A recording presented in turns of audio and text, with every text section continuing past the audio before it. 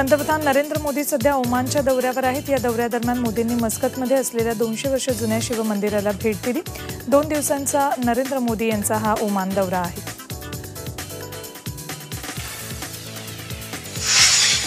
जम्मूतल्या सुंजवानमधल्या हल्ल्याला 24 तास उलटत नाही तो श्रीनगरमध्ये केंद्रीय राखीव पोलीस दलाच्या जवानांनी आणखी एक दहशतवादी हल्ला परतवून लावलाय। श्रीनगरमधल्या करणनगरमध्ये पहाटे 4:30 वाजता सीआरपीएफच्या जवानांच्या कॅम्पवर 2 दहशतवाद्यांनी हल्ला चढवला। सीआरपीएफच्या जवानांनी या दोघांनी दिलेल्या आव्हानाला प्रत्युत्तर दिलं। दोन्ही दहशतवाद्यांनी त्यानंतर तिथून पळ काढला। दरम्यान या दहशतवाद्यांच्या गोळीबारात एक जवान जखमी झालाय।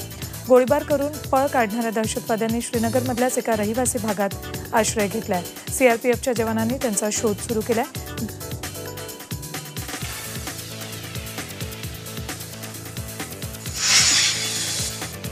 रशियातल्या मॉस्कोमध्ये विमानानं उड्डाण केल्यानंतर लगेचच विमान क्रॅश झालं। या दुर्घटनेत विमानातल्या कर्मचाऱ्यांसह 71 जणांचा मृत्यू झाला। हे विमान सारातोव एअरलाइन्सचं होतं।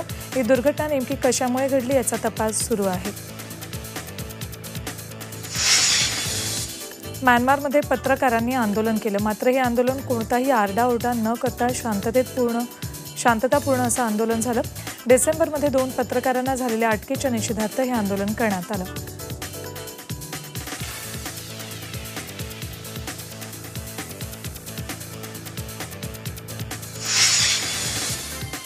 इराणमध्ये इस्लामिक क्रांतीची 39वी वर्षपूर्ती साजरी करण्यात आली।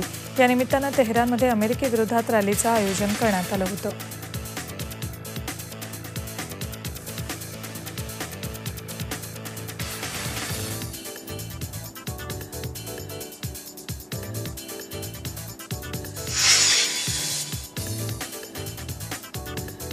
पाकिस्तानच्या मानवाधिकार कार्यकर्त्या आसमा जहांगीर यांचं निधन झालं। हृदयविकाराच्या झटक्यानं त्यांचं निधन झालं।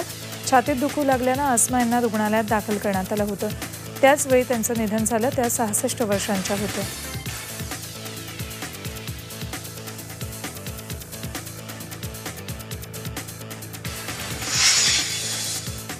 जम्मू पठाणकोट मार्गावरच्या सुंजवानच्या आर्मी ब्रिगेडवर शनिवारी दहशतवाद्यांनी हल्ला केला। दहशतवाद्यांचा अंदाधुंद गोळीबार सुरू होता। त्यात नजीर अहमद आणि त्याची पत्नी जखमी झाले। नजीरची पत्नी 9 महिन्यांची गर्भवती होती। एकीकडे दहशतवाद्यांना तोंड द्यायचं आणि दुसरीकडे नजीरच्या पत्नीला आणि तिच्या बाळाला वाचवण्याचं दुहेरी आव्हान लष्करानं पेललं। नजीरच्या पत्नीला हेलिकॉप्टरमधून आर्मी हॉस्पिटलमध्ये नेलं। संपूर्ण रात्र आर्मी हॉस्पिटलमधल्या डॉक्टर्सनी प्रयत्नांची शिकस्त केली। पहाटे तिच्यावर सिझेरियन शस्त्रक्रिया करण्यात आली आणि तिने एका गोंडस मुलीला जन्म दिला। 2.5 किलोचं हे तान्ह बाळ आणि त्याची आई सुखरूप आहेत।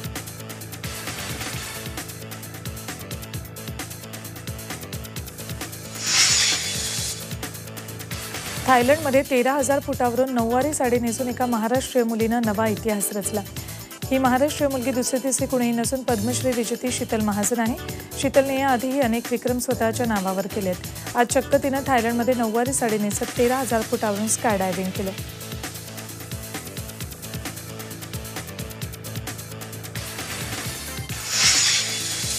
सरकार आणि घटनेनं परवानगी दिली आणि शत्रूशी लढण्याची वेळ आलीच तर अवघ्या 3 दिवसात संघाचे स्वयंसेवक तयार असतील असं सरसंघचालक मोहन भागवत यांनी म्हटलंय।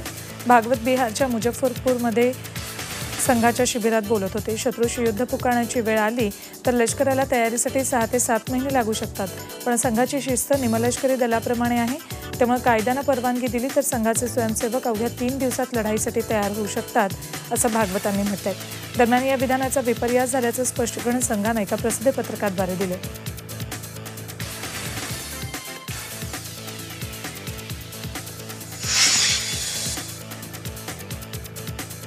नोटाबंदीला 15 महिने उलटले तरी 500 आणि 1000च्या नेमक्या किती नोटा बँकेत परत आल्या याची गणना अजूनही सुरूच असल्याचं रिझर्व्ह बँकेनं म्हटलंय। माहितीच्या अधिकारात मिळालेल्या माहितीत गणना वेगानं करण्यासाठी 59 अत्याधुनिक यंत्र आयात केली आहेत। सध्या यंत्राच्या माध्यमातून प्रत्येक बँकेनं रिझर्व्ह बँकेत जमा केलेल्या नोटांचा हिशेब सुरू आहे। सध्या या कामासाठी आणखी किती अवधी लागेल याचा तपशील मात्र देण्यात आलेला नाही। 8 नोव्हेंबर 2016च्या मध्यरात्री नोटाबंदी झाली।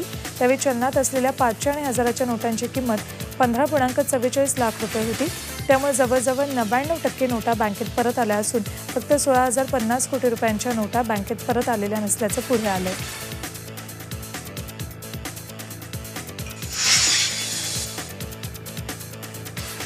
आता आता पाहूयात राज्यातल्या घडामोडी फास्ट. या पुढचे 48 तास विदर्भ आणि मराठवाड्यातील शेतकरी तसंच नागरिकांसाठी महत्त्वाचे ठरणार आहेत. रविवारी वादळी वाऱ्याचा अवकाळी पाऊस आणि गारपिटीनं शेतकऱ्यांना तडाखा दिला होता. यामुळे अनेक ठिकाणी पिकांचं नुकसान झालं. आता सोमवारी आणि मंगळवारी वादळी वाऱ्यासह पाऊस आणि गारपिटीचा अंदाज आहे, तेव्हा शेतकऱ्यांनी सावध राहिलं पाहिजे. पिकांची कापणी करून शेतमालाची योग्यरित्या साठवणूक करणं आवश्यक आहे. विशेषतः वादळी वारे वाहत असताना नागरिकांनीही सुरक्षित ठिकाणी थांबणं आवश्यक आहे, कारण रविवारी वीज पडून मृत्युमुखी पडण्याच्या घटना घडल्या आहेत. अमरावती जिल्ह्यात झालेल्या अवकाळी पावसासह गारपिटीमुळे रब्बी पिकांना जबर फटका बसलाय. दर्यापूर तालुक्यात वीज पडून एका शेतकऱ्याचा मृत्यू झाला. धारणी तालुक्यात गारपिटीत सापडल्यानं 2 डॉक्टर जखमी झाले. वरुड तालुक्यात 8 जनावरं दगावली. गारपिटीनं संत्रा पिकासह गहू, हरभरा, कांदा, तूर या पिकांचं नुकसान झालंय. केळी बागांनाही याचा फटका बसलाय. पालकमंत्री प्रवीण पोटे यांनी नुकसानीचे पंचनामे करावे असे आदेश दिले. गारपीट झाल्याची नोंद अंजनगाव, दर्यापूर, अचलपूर, चांदूर बाजार, मोर्शी, वरुड, भातकुली, धारणी या तालुक्यात झाली. अचलपूर, चांदूर बाजार, मोर्शी आणि वरुडमधल्या संत्रा बागांचं गारपिटीनं आणि अवकाळी पावसानं प्रचंड नुकसान झालंय. गहू पिकाला जबर फटका बसलाय. हवामान खात्यानं 10 ते 13 फेब्रुवारी दरम्यान पावसाची शक्यता वर्तवली. अकोला जिल्ह्यातही वादळी आणि वारा आणि गारपिटीचा तडाखा बसलाय. जिल्ह्यात रविवारी सकाळी काही तालुक्यांमध्ये वादळी वाऱ्यासह गारपिटीचा पाऊस झाला. या पार्श्वभूमीवर पालकमंत्री डॉक्टर रणजित पाटील यांनी जिल्हाधिकारी आणि कृषी अधिकाऱ्यांशी चर्चा करून ज्या गावात पिकांचं नुकसान झालंय त्याचे तातडीनं पंचनामे करण्याच्या सूचना दिल्या आहेत.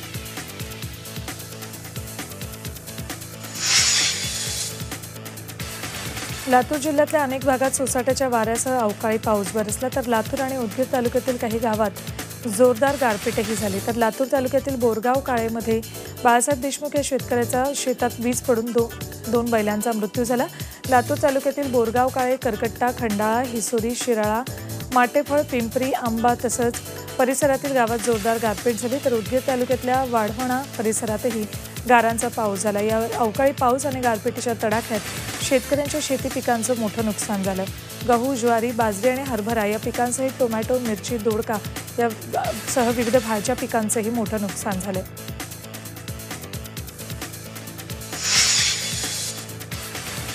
रविवारी सकाळी बीड जिल्ह्यात झालेल्या गारपिटीनं गेवराई, माजलगाव, बीडसह परळी तालुक्याला अक्षरशः झोडपून काढलं. त्यामुळे या गारपिटीचा फटका गहू, हरभरा, ज्वारी, मका या पिकांसह आंबा, द्राक्ष, मोसंबी या फळबागांनाही बसलाय. त्यामुळे आता या शेतकऱ्यांचं जे नुकसान झालंय त्या नुकसानीचे पंचनामे करावेत असे आदेश प्रशासनानं दिलेत.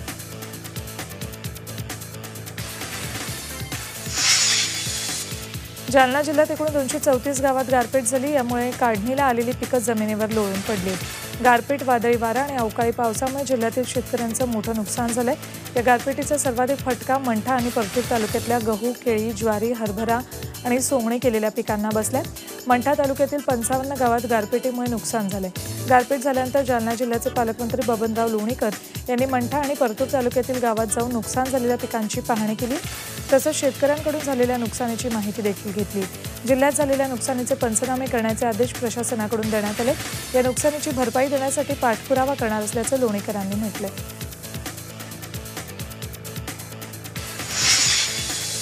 कोल्हापूर महापालिकेच्या स्थायी समितीच्या निवडणुकीत सत्ताधारी आघाडीला मोठा धक्का बसलाय. स्थायी समितीच्या सभापतीपदी राष्ट्रवादीच्या मेधा पाटील यांचा पराभव झाला असून भाजप तारा राणे आघाडीचे आशिष ढवळे यांना सभापतीपद मिळालं. पक्षाच्या नेत्यांनी डावलल्याचा आरोप करत राष्ट्रवादीच्या 2 नगरसेवकांनी विरोधात मतदान केलं.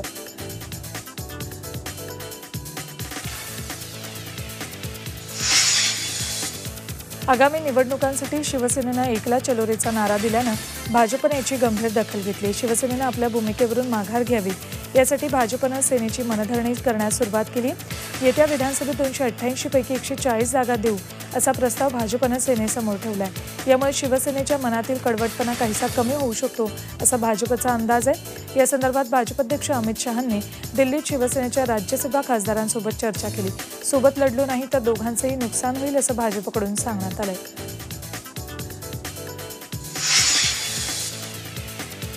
पेसा कायद्यांतर्गत निवडण्यात आलेल्या गावांपैकी नांदेड जिल्ह्यातल्या किनवट या आदिवासी तालुक्यातल्या जावरला या गावाला राज्यपालांनी दत्तक घेतले. एप्रिल 2015 मध्ये राज्यपालांनी जावरला गावात हजेरी लावून गावाचा विकास करण्याच्या सूचना प्रशासनाला दिल्या होत्या. या 3.5 वर्षात गावात काय काय विकास कामं झाली हे पाहण्यासाठी राज्यपाल सी विद्यासागर राव यांनी जावरलाला भेट दिली। गावातल्या घरकुलांचं काम, सभागृह, दंडाळीची गिरणी, क्रीडांगण या कामांची पाहणी त्यांनी केली। तसंच काही नवीन कामांचं भूमिपूजन राज्यपालांच्या हस्ते करण्यात आलं।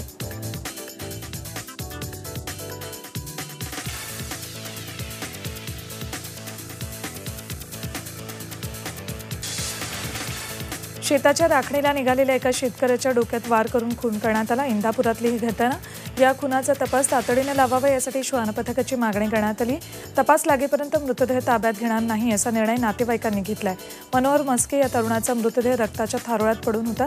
गावात हे वृत्त पसरताच घटनास्थळी मोठी गर्दी झाली होती। जोवर श्वान पथक घटनेचा तपास करत नाही तोवर नातेवाईकांनी मृतदेह ताब्यात घेण्यास नकार दिलाय। ज्येष्ठ नाट्य दिग्दर्शक दिलीप कोल्हटकर यांच्या पत्नी दीपाली कोल्हटकर यांचा चहा दिला नाही म्हणून खून केल्याची कबुली अटक करण्यात आलेल्या आरोपीने दिली आहे। किसन मुंडे असं या प्रकरणातल्या आरोपीचं नाव आहे। तो कोल्हटकर यांच्याकडे मदतनीस म्हणून काम करायचा। गुरुवारी संध्याकाळी ही घटना घडली। एरंडवणी परिसरातील मैथिली अपार्टमेंटमध्ये कोल्हटकर राहतात। त्यांच्याकडे मदतनीस म्हणून कामाला येणारा किसन मुंडे दीपाली यांच्याकडे सारखा काहीतरी खायला मागायचा। घटना घडली त्या दिवशी त्यांना चहा मागितला होता। त्याला दीपाली यांनी नकार दिल्यानंतर त्यांना रागाच्या भरात खून केला। पोलिसांनी त्याला रविवारी न्यायालयात हजर केलं होतं। न्यायालयानं त्याला 16 फेब्रुवारी म्हणजे शुक्रवारपर्यंत पोलीस कोठडी सुनावली।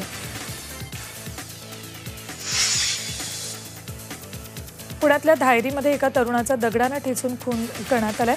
अभिषेक पोकळे असं खून झालेल्या तरुणाचं नाव।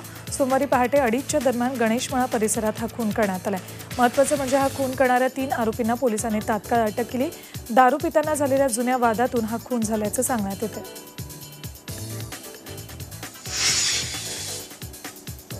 बदलापूरच्या चामटोली गावाच्या हद्दीत बिबट्याचा वावर असल्याचं समोर आलंय। बिबट्याने या परिसरातल्या 4 बकऱ्या फस्त केल्यात। त्यामुळे सध्या चामटोली परिसरातील नागरिकांमध्ये भीतीचं वातावरण आहे।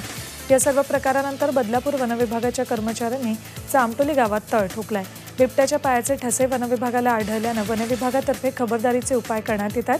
वारंवार या भागात बिबट्याचा वावर दिसत असल्याने या बिबट्याच्या हालचाली पाहण्यासाठी ट्रॅप कॅमेरे बसवले आहेत। तसंच स्थानिकांमध्ये जनजागृती करण्यात येत असल्याचंही वनाधिकाऱ्यांनी सांगितलं। श्रीमंत शहरांच्या जागतिक यादीत मुंबई 12व्या स्थानावर आली। देशाची आर्थिक राजधानी मुंबईची संपत्ती 61 लाख कोटींपेक्षाही जास्त आहे। जगात सगळ्यात जास्त संपत्ती न्यूयॉर्क या शहराची आहे। 113 लाख कोटी संपत्तीसह न्यूयॉर्क पहिल्या स्थानावर आहे। त्याचबरोबर सर्वाधिक अब्जाधीश वास्तव्याला असणाऱ्या शहरांच्या यादीत मुंबई पहिल्या 10 शहरांमध्ये आहे। मुंबईत तब्बल 28 जण अब्जाधीश आहेत। न्यू वर्ल्ड वेल्थच्या अहवालात ही सगळी माहिती समोर आली आहे। या एकूण संपत्तीत सरकारी निधीचा समावेश नाही। खासगी मालमत्ता, रोकड, शेअर्स आणि व्यवसायातली मालमत्ता यांचा यात समावेश आहे।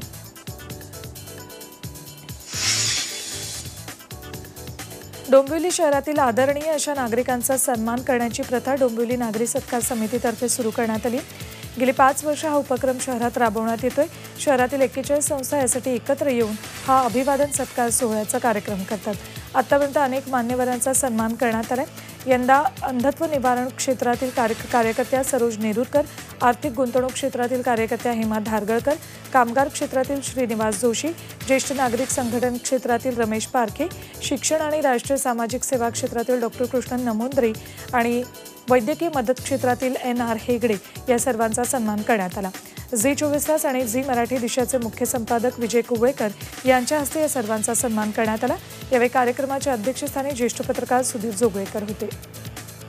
गावात आपण राहतो त्या गावासाठी काम करणारी जी माणसं असतात ते आपल्या समोर कधी येत नाही। जे चेहरे आपल्या समोर झगमगाटात येत नाहीत आणि जी माणसं श्रेयासाठी कधीही धडपडत नाहीत, पण ज्यांचं शहराच्या गावाच्या विकासात, गावाच्या जडणघडणीत मोलाचं योगदान, मोलाचा वाटा आहे, त्यांचा सत्कार करणं ही मला फार महत्वाची आणि अतिशय चांगली गोष्ट वाटते।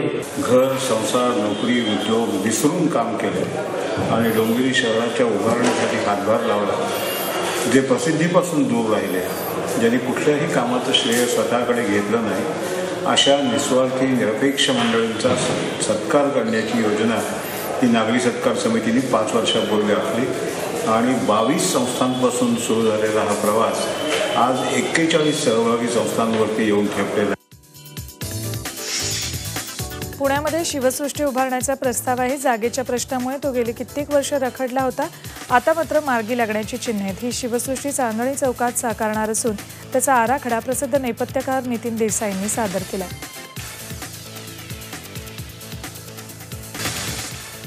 मराठी चित्रपटांवर ऑस्करची नाममुद्रा कोरली जावी हे मराठी माणसांनी बऱ्याच वर्षांपासून उराशी बाळगलेलं स्वप्न विकाससाठी या मुंबईकर युवकांना सत्यात उतरवले. कॅमेरा तंत्र विकसित करण्यासाठी त्याचा ऑस्कर पुरस्कार देऊन सन्मान करण्यात आलाय. शॉटोवर K1 कॅमेरा सिस्टम तंत्राचा सिनेमात यशस्वी वापर केल्याबद्दल साठे यांच्याबरोबर जॉन कॉयल, ब्रॅड हर्नडेल आणि शेन बकहॅम या तिघांचाही गौरव करण्यात आलाय. 90व्या ऑस्कर अकॅडमी अवॉर्डच्या सायंटिफिक अँड टेक्निकल पुरस्कारानं लॉस एंजल्स इथे या चौघांना गौरवण्यात आलं. War of the planet of the apes, the fate of the furious, pirates of the Caribbean, dead men tell no tales, Dunkirk, Spiderman, homecoming यासारख्या Hollywood सिनेमांमध्ये या तंत्रज्ञानाचा वापर करण्यात आला. झी 24 तास रहा एक पाऊल पुढे.